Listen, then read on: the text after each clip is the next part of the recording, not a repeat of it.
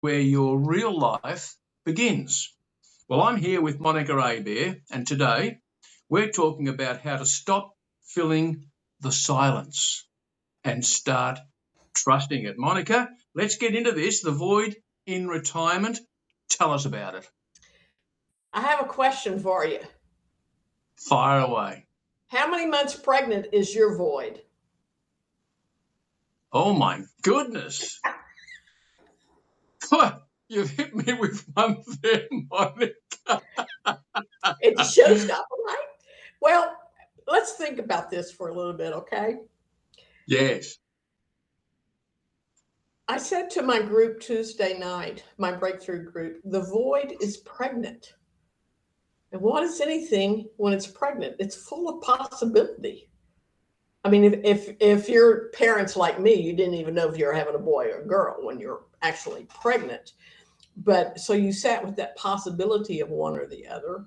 You also sat with your dreams for that child. But the point is you sat in the void of not knowing exactly what's next. And these days we have way too much information filling us constantly all the time in the form of, oh, you want to, help your lymph nodes drains, do these kinds of exercises, or, oh, you want to feel better about what you're doing with your life, to do this dream vision workshop or whatever. And I'm going to go the complete opposite and tell you, I think you need to sit in the void because it is pregnant with potential and possibilities for what you can do next. Now, I'm also going to tell you, it's uncomfortable sometimes. Voids don't necessarily mean they're 2 or 3 months at a time. I had a void Tuesday morning, and I could feel it coming on. I had zero thought or credibility or creativity, nothing. I was like flatline. If you had put my creative energy and thoughts on a heart monitor, I would be dead. There was nothing there. And I thought, well, what do I do with this? Because I didn't really want to go do domestic chores, which is my other option. So I went and sat in my chair and stared at the sky. I literally stared at the sky. And I did nothing. And I did nothing. And I squirmed. And I did nothing. And about 10 minutes into it, here comes the thought drifting in that ended up in this article. I literally published this article 2 hours after I sat in the void. And it's just, this is different than sitting with your soul, because you go to sit with your soul kind of in a prayerful attitude. You bring something to the conversation when you go to sit with your soul. Like there's something you want to manifest, there's something on your mind, you have a question. When you go into the void, there's nothing. You don't bring anything to it. It's more of a mode of receiving. Does that make sense? Yes. Oh, you've actually preempted a question I had fired up and lined up for later, but since you've brought that up now, this is such an important point. So we're framing this around retirement. We're framing this around the activity of work stops, and all of a sudden we're trapped almost in this thinking that we should. I know you wrote a couple of months ago a post about how the word should is a nasty word to have in our vocab. Yeah, right? Right. Yeah. And you did, and I felt this myself in early retirement when I felt I'd wake up, shower, shave, whatever, and then I think that I should be doing something. There's something I should be working on right now, rather than taking from the void. Now, here's something, Monica. Shifting from what should I be doing, this is tying in, to what is trying to emerge here. These are your words. Yes. Tell us about that. Well, the example was what I did this week with the article that I published on Tuesday. I got to back up and tell you that the word void had been playing around in my head. It had been circling my mental space for a few weeks, but I didn't really get what it was meaning until I actually had to live it. Because when you choose, and you can do this, you can choose to go into the act of void, which really means that you're not bringing any specificity to the thought of sitting in meditation with whatever creative entity you choose to call it, universe, God. It literally makes no difference. But when you choose to sit there and you choose to recognize that you are striving to remove the work ethic that you built your career on. Now, there is something that feels like it's at cross purposes, but the work ethic that you had, that you lived for 40 years successfully, raised your family, had your career, whatever, that does not translate into retirement. It was a structure that doesn't need to exist anymore. So now you're sitting there in retirement, and to tell you the truth, there's a whole lot of people sitting with a lot of voids. They just don't know to call it a void. And further, they don't know how to make friends with the void, because it's in the void that discoveries about what you can do next, want to do next, you will get, if you do it right, you'll get memories of dreams that you had when you were a youngster. You may not want to bring the exact dream back, but you want to bring the essence of that dream back into your life. And then you can start exploring how you want to bring that back into your life. There's all kinds of things that can happen if you learn to intentionally say, ain't nothing happening, and I don't want to do any shouldas. I got rid of the shouldas. I'm going to sit and be quiet with the void. Because there's a void right here in my essence, in my energy. And the universe, guess what? The universe does not like voids. You want to test that out? Go empty a closet. I'm serious. Empty a closet, throw a bunch of stuff away that you don't want anymore, and see how fast the universe moves to put stuff back into that closet. The universe abhors a vacuum. Yeah. You know, we're not talking here about, or are we? No, I know the answer, but I'm rhetorically asking. So we're not suggesting here, you're not suggesting here, Monica, that we spend the rest of our years, however though many of those years are after retirement, navel gazing and doing nothing and taking no action and having no activity, are you? Because you're a very active person. Actually, I'm not. Surprise, surprise. And let me help you understand what that really means. You learn to navigate and regulate your own energy in your retirement years. You learn to recognize what edifies your life and what is an energy vampire. Yeah. Okay. Now, an energy vampire for me is basically any kind of social activity that is basically polite chit-chat, bores the bejabbers out of me. So I occasionally do it. I'm very picky and choosy about my social activity because of that, because I protect my energy because of this work I do on Substack. I want to be fully present when I work with Substack. So I'm coming back to your question. Yes, I do things, okay? You know, I go for walks, or a friend of mine has invited me, get this, to go play some golf. And I go once a year with him. So I'm not saying no activity. I'm saying be selective first about where you spend your energy, and that is a choice. And secondly, start paying attention to when your energy spikes. That's a soul word coming to you from your soul saying, we want more of this. Pay attention to when your energy tanks. Say, no, we're not going to have that. And then in between that is the void. Because when you're moving with your soul, you're moving with your energy, there's no energy leakage going on. It's compounding. You get momentum, you get more, and you get more and more active. Now, for me, that looks a little bit different than most folks, because I intentionally incubate. I incubated today. I turned down an opportunity to go sit outside and have pizza, A, because it's 100 degrees here today, and B, I knew I was doing this tonight. And I wanted to be fully present, and I didn't want to leak any energy out to something that was non-consequential. So I said, no, thank you. I'm going to stay inside. And I did. I incubated all day. I stayed very quiet, did no activities, so I could bring the full energy to this today. Now, what happens tomorrow and the next day? Everything, I recently wrote about this. There's like a rhythm that you start establishing in your retirement years.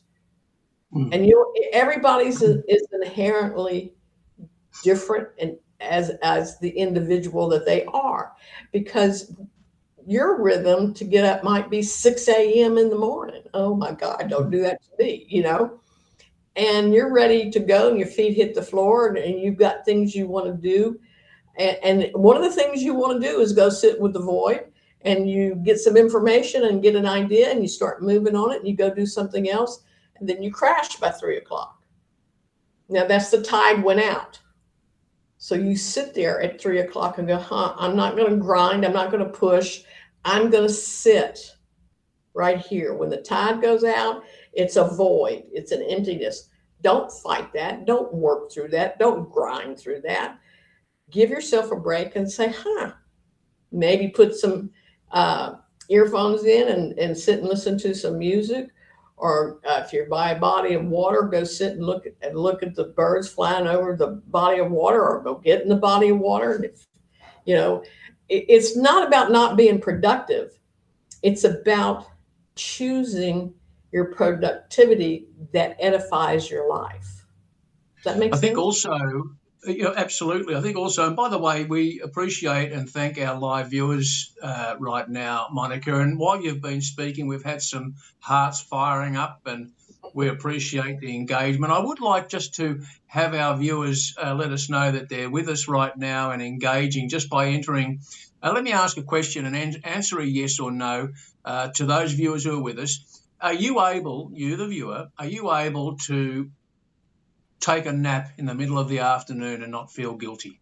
A yes or a no? Just let us know. It's an engagement. We want to see some engagement from our viewers. A nap in the middle of the afternoon, yes or no? Do you nap? Do you nap during the day, Monica? Oh, God, yes. Yeah. Oh, absolutely. To me, it's like I have a second start to the day. I mean, about 1 o'clock, I put my head down and I'll nap till about 2 or 3 in the afternoon. And whoop, that second pot of coffee happens and I kick back in. And to me, it's like having a second, a whole new morning in a 24-hour cycle. We've got a few people here who are saying no. Some are saying yes, if my body is asking for a nap. I like that. And Diane says yes. Bonnie Bluewater says no. Levy says no. Jeff Field, I don't believe you. Why did I ask that question? Well, what came to mind is void and doing nothing, as opposed to fighting the idea that we should be in the moment. We should be busy right now. We should be doing, because that's what we've spent our whole working lives being and doing, whether working as an employee or self-employed. More so probably as a self-employed business person, right? Yeah, always busy, doing. And then whose scorecard are we keeping? Somebody else's, or maybe even our own. But see, there's the thing. There's the question. Whose scorecard? I want to see how our watchers, our viewers, our audiences would answer that. Whose scorecard are you keeping? One that was handed to you for a 40-year career that you still measure how you live your days in your retirement years? Or are you using your own scorecard? Because at the top of my scorecard would be, I had a nap today. I would be completely different. Yeah. You have to reframe how you think about some things in retirement versus the way you thought about them during your working career. And what I mean by reframing is, we'll talk about the nap thing again, okay? Okay. When I was working full time, There was no way I was going to stop and take a nap because I had a work ethic that said back here, I had this devil pushing me like, you got to get this deal, you got to get things done. And raising two kids and driving around like a chicken with her head cut off. Am I grateful I don't live like that anymore? Hell yeah. Do I wish somebody would talk to me like this back then? Oh, absolutely. Because here's what happens. You become like a gerbil on a wheel responding to all the shoulds. You completely miss the voids. And you know what happens when you miss the void?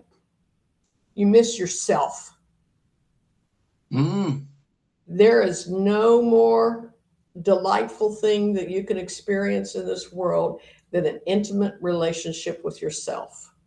Let me ask, because do you mean self-ego self or self no, I thought you meant the primary self. The original creation energy that lives within you.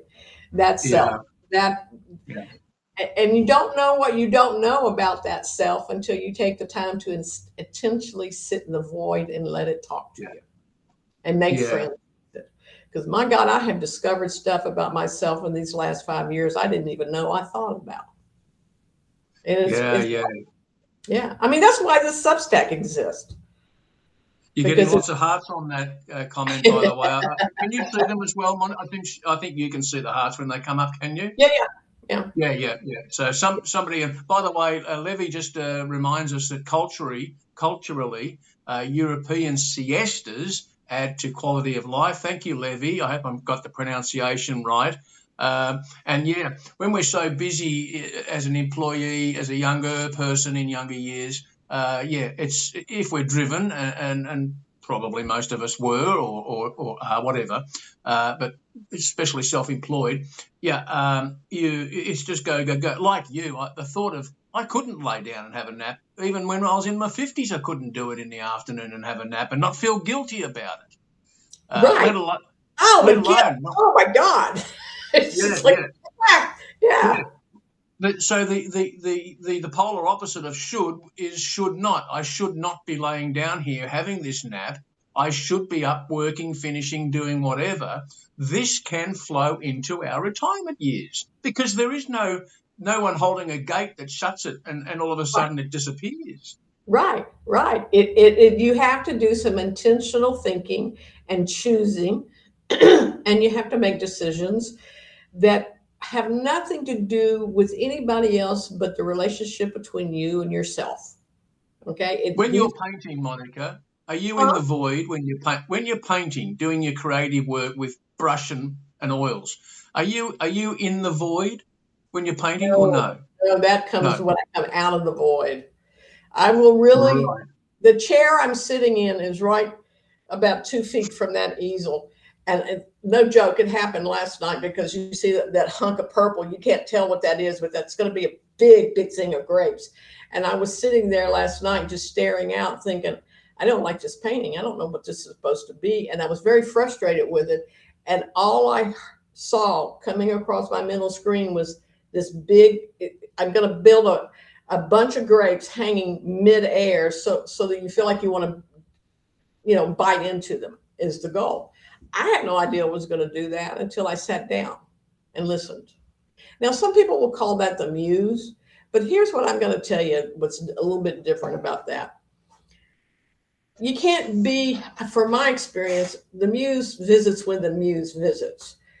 If I sit and decide to be intentional and say, I'm going into the void, I'm going to stop. And going into the void is just like, okay, I'm done. No thought, no nothing. That makes room for the muse, the energy, the creativity, the thoughts to come into me to either write or to paint or make the next phone call. It can be, hey, call your daughter. I have had an experience where I've been sitting in the void and I heard Shannon needs help. She's had a car wreck. Literally. I got up, got to the phone. Hey, what are you doing? What's going on? She goes, how did you know? She threw a rod in her engine. Wow. Yeah. That kind of stuff happens to me all the time. This is the sort of thing when something happens and exactly that, somebody pops into your head. This, shall we call it voice? Some of us literally hear a voice, like as in words. Some of us get that message from the void, not as words, but just a sense of a message. And so there's different ways to take from the void or receive, as you correctly put it, rather than taking as in it implies grabbing and clutching. No, receiving from the void, as opposed to when there's that sense like nothing's happening right now in my day. There should be something happening. I should be doing something. It's my responsibility to make something happen. Right? That's the trap. That is the trap right there. That's the trap. That satisfies the ego. That gets you nowhere fast. I should be doing something because that's what you've known all of your life. The challenge now, this is kind of two-pronged, okay? To understand who's keeping score and how to sit in the void needs a foundation. You need to be able to trust what you hear. I told you the story about Shannon. I didn't think twice. I didn't debate about it. I just said, Shannon's in trouble, picking up the phone. I got to find out what's going on with her. She's in Texas. And she was kind of stunned, but then again, she should be, because that happens to me a lot. But you can develop a trust with your own inner being, your own inner voice. It is possible to do. I actually have a booklet that I've written about that, how to build believable trust with yourself. And I give away all the time. Where can people find that? Well, it's on Gumroad if you want to buy it. But if you become a paid subscriber to my stack, I just send you one for free. Oh, that's good to know. And tomorrow night, while we're talking about it, I'm going to do a live with a split screen and talk about how to use the booklet. Oh, terrific. Listen, what's come to mind? Talk about listening and intuition, because that's real. Okay, we're talking about a process here. Let's talk about outcomes. In other words, in marketing speak, benefits and advantages and results.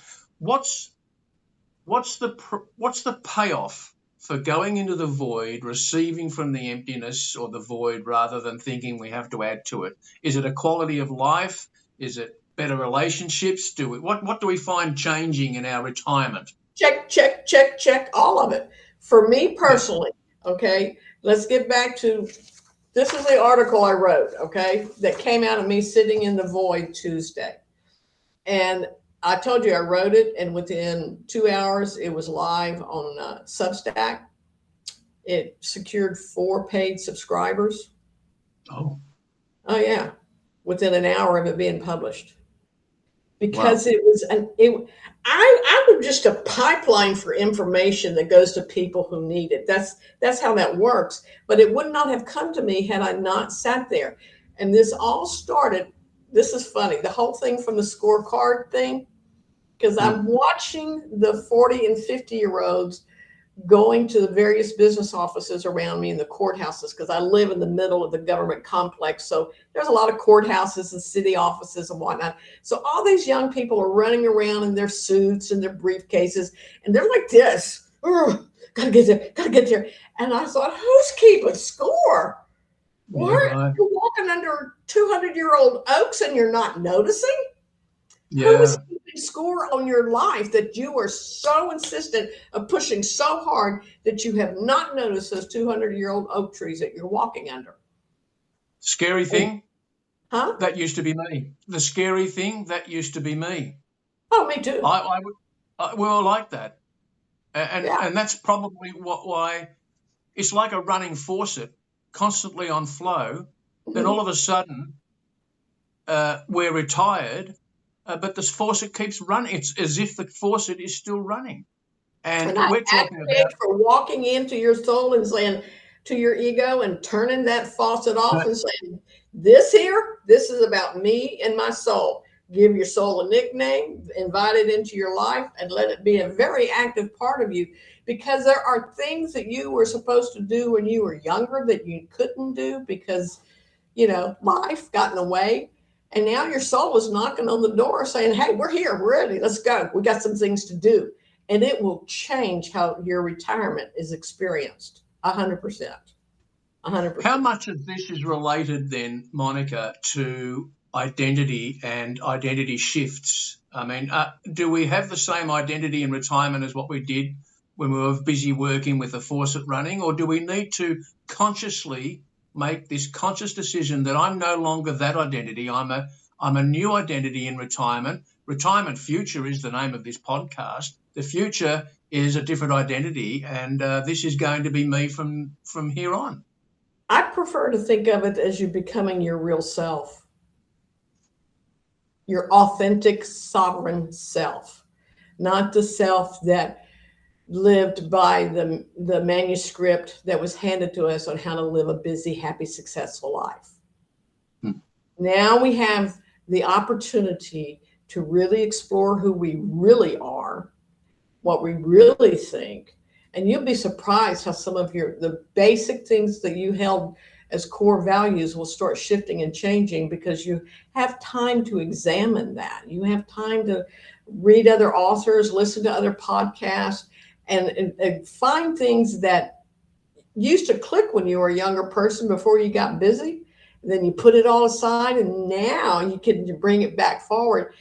Does that change your identity? No, I think it makes you become who you really are. I think the false identity is the shoulda person.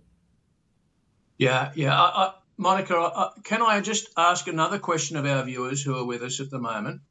Enter it into the chat window there. Just another bit of engagement for our viewers, Monica. Now, receiving from the void, a yes or no, for those who are willing to be honest and answer. Do you, the viewer, know how to receive from the void? Yes or no? Do you know how to listen to your intuition? A yes or no? It'd be helpful to know, Monica, just how many of our viewers. You're going to get an answer. I don't think anybody wants to admit that. It's a little bit, yeah. Well, I didn't. I apologise for raising a question that might make people feel uncomfortable. See, Diane said no, and I know Diane. Diane comes to Breakthrough all the time, and I see. Yeah. Okay.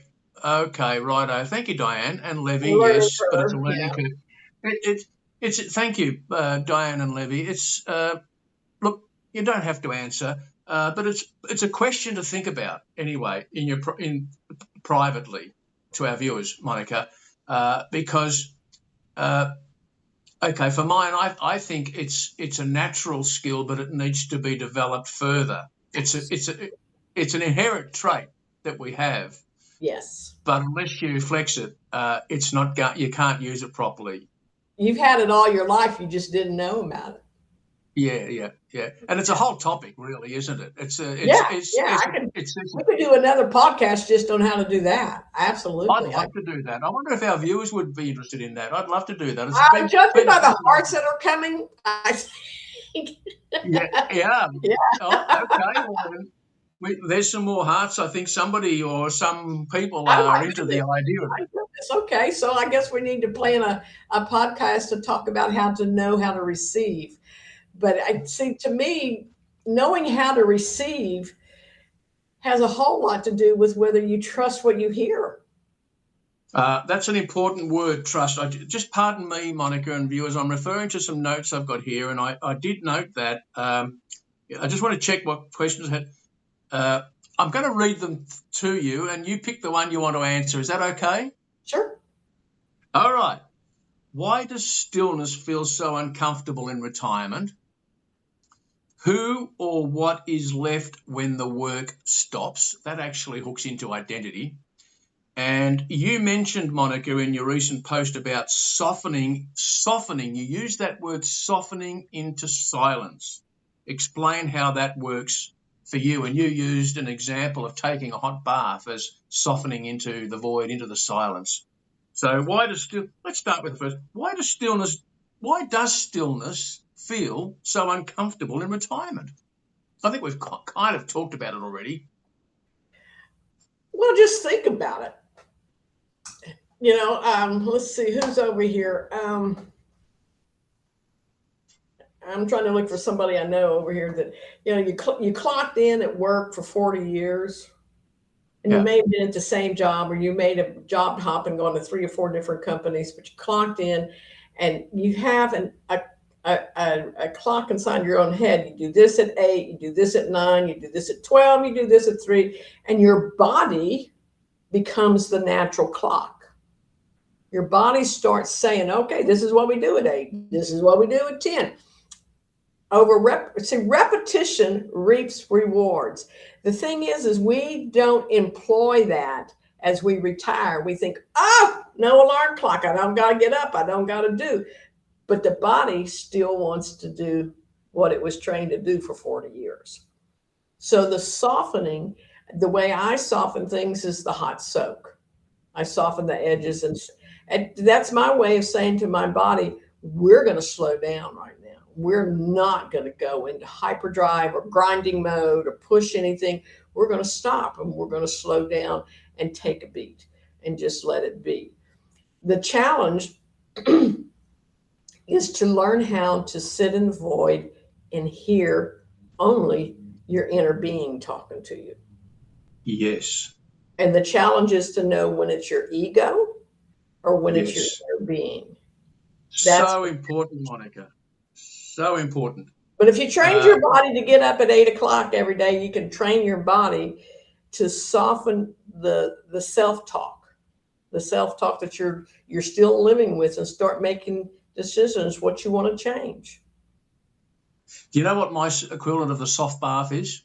What? Sitting out in the backyard and noticing the nature of things around me, the plants, the birds, the sky, the clouds, the noises, and not having any conscious maintained thought. Thoughts come and go, but I liked years ago a suggestion that I'm going to stop right here. Purpose is not what this is about. Somebody just said purpose is important too, and I'm going to put some skid marks on this, because purpose brings in a behavior pattern from retirement that does not allow you to get involved with your soul. Purpose is a whole different thing. I don't need, nor do I want a purpose. My life is about living with my soul, and my soul drives the car, not me. I'm the passenger, and I fulfill it. But I do not design my life to have a purpose beyond having a relationship with my soul. I don't want a purpose. Oh God, no, I don't want a purpose. Because think about the word purpose for a minute. It is loaded with heavy, oh God, my purpose is this, and I just want to get that. Now you're pushing and grinding against the universe, as opposed to saying, I don't know. I'm going to go sit. And until I get this figured out and I learn how to hear my inner voice, and it's going to tell me which way to go next with all of this energy. Then that energy is released, and it moves, and it's fast, and it gets momentum, and wonderful things start happening because you're not grinding. You're not pushing against anything. Sorry, I don't mean to be so argumentative, but that word is really dangerous. Yeah, look, we appreciate all comments, and Levy, thank you for the comment. And I don't think that's argumentative. I think you're just being who you are and speaking it how it is, and that's probably why you've got over 7,000. Well, I've done too much research on it, and I've done way too much research on it. And purpose is actually what drives a heart attack. Oh my good! Oh, I can speak from that. Yeah. You want to get away from living purpose. Get away from living purpose and get into the intention of living with your soul, and the rest of it just works out. Yeah, that's lovely. That's another topic too, because that is a podcast episode in itself, because there's different. Look, okay. we'll park that and come back to that. What's come to I was just saying that my hot bath equivalent of is just being out in the yard, and I feel connected to the nature that is around me. And I notice, first of all, I make a choice to be observant and notice, and then just receive. And I do get these thoughts and ideas and intuitive guiding. Now, something's come to mind. Not everybody in retirement. I don't know how it works in America. I've got an idea. You've got the 401 retirement fund thing, and here in Australia, you can retire and be broke and have no money. Okay, so you're still in retirement. You've still got bills to pay, food to buy, etc., rent to pay, etc., or mortgage, whatever it is. There's still relationships to be nurtured, and there's still the health to be looked after. So there's still activities to be, especially if you need money to pay bills. Right. How does going into the void work with those requirements of finances, health, relationships when in retirement? What I have found out is, let me give you an example. I can better answer this with lived examples. When Heather and I were kind of knocking heads, that's my oldest daughter, and I couldn't really come to a resolution that didn't strip me of my sense of dignity, because she's a very dynamic personality. It's my eldest daughter, and she's right. I'm always wrong because I'm the stupid mama. And that's just the dynamic of it. And we were knocking heads, and I have come to a place where I'm not allowing that to happen to me anymore. So I went and sat. I didn't go sit. I didn't do the 4-4-6 breathing. I didn't do any preparation work. I didn't say, I want to talk about this to my soul. Remember, I call my soul Rosie.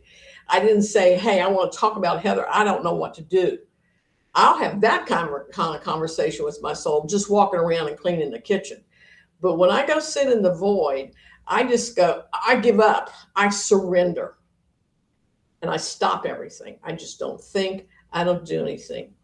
Well, this happened about, I want to say 2 weeks ago, because we're planning this big family thing in September, and it just wasn't going well. And after I went and sat in the void, I want to say 15 minutes later, my other daughter calls. Now, this kid never calls. We text a lot, but she doesn't like to talk. And so I'm picking up the phone going, ooh, what's going on? That's Shannon.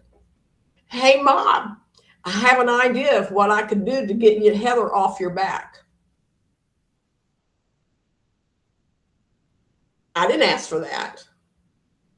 She just called, and because she was seeing the text.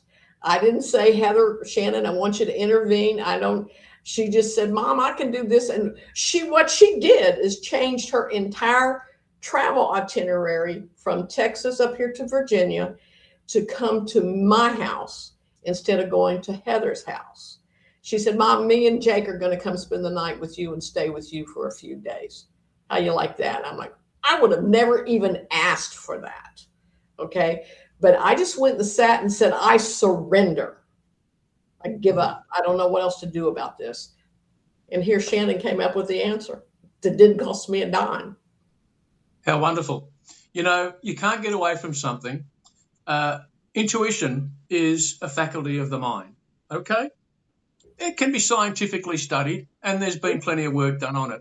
But you can't get away from the fact that when you receive something also from the void through the intuition, we're entering into the realms of metaphysics and esoteric thinking and philosophies, and I'm okay with that. I think you are too, Monica, and I don't know about our viewers.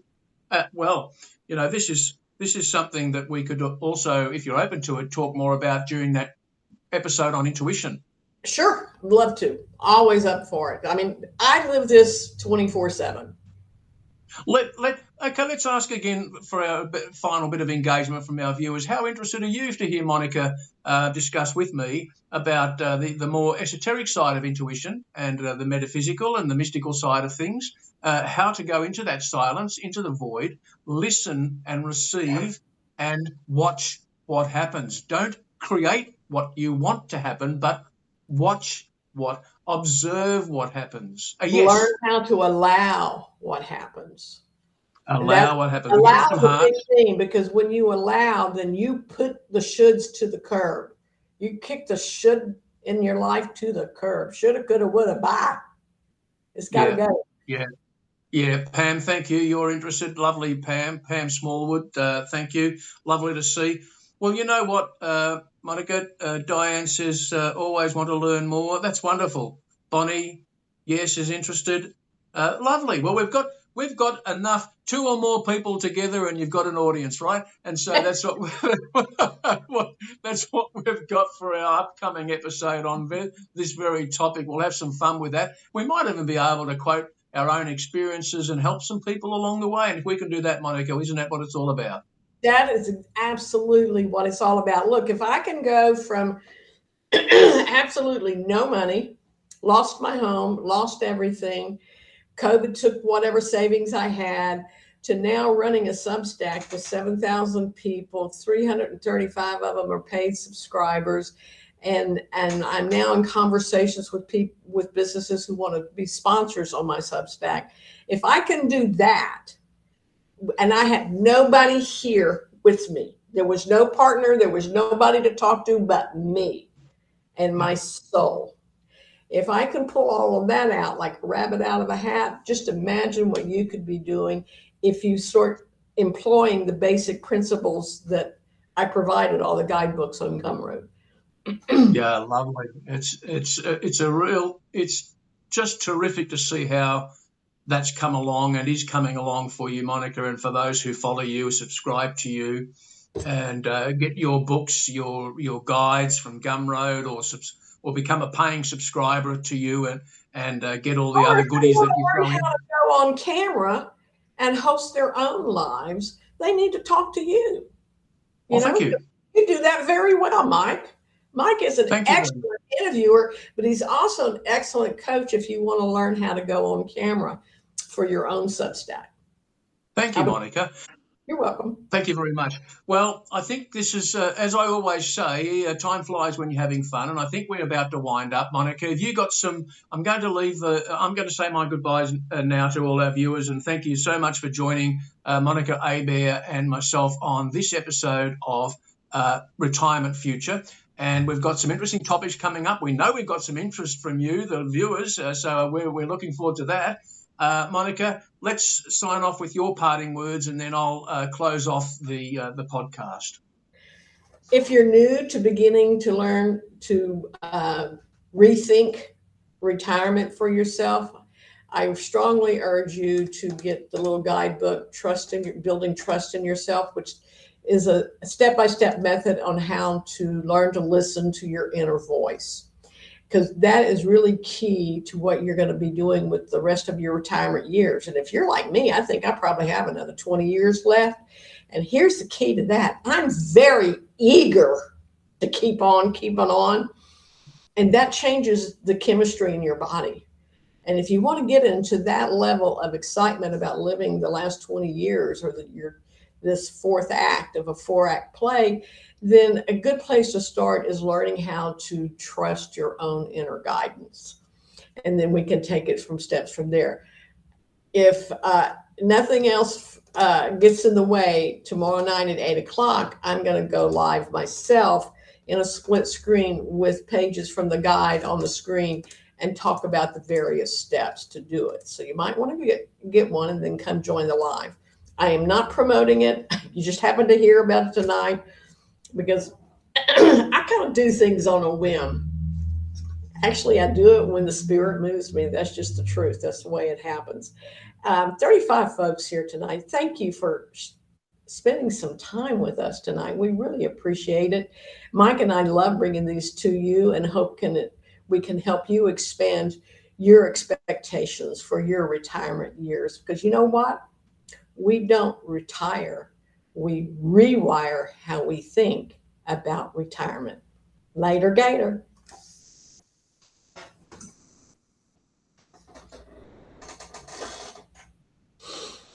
Mm-hmm.